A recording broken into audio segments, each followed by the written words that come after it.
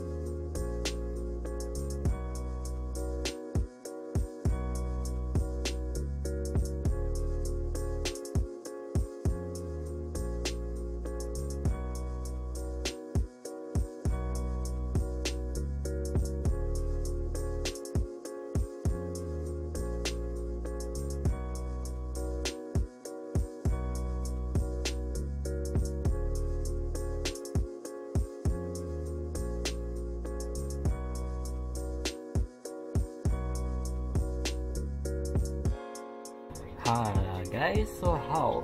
Okay, macam mana cara-cara untuk membuat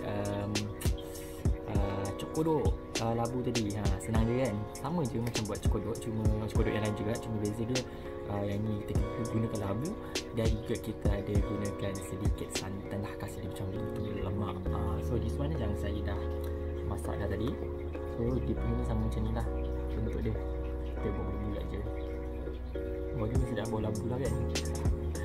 Okay, so now jom kita rasa. Okay.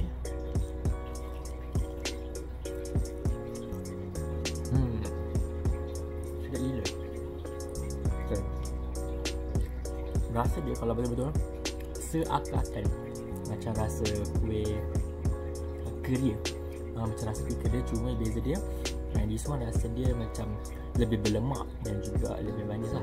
Berlemak tu mungkin sebab tadi kita letak apa nama santan kan, dia so rasa macam berlemak, tapi seakan-akan macam rasa kuih keria. Wow, sedap dan banyak. This one pun yang kuih dia sebab dia macam tak menyerap sangat minyak, so dia macam ada minyak tapi tak banyak sangat. So it's good lah. Okay guys, saya nak teruskan untuk makan labu, cekodok labu ni. So korang, saya wish you guys untuk mencuba resepi ni yang sangat mudah, yang orang kata boleh buat makan petang bersama keluarga korang lah. So memang serius korang kena try. Dia hanya berbekalkan separuh labu. Mudah je kan? Okay, so selamat mencuba dan selamat mencuba. Okay, bye. Dan jangan lupa subscribe, like dan juga share video ni. Bye.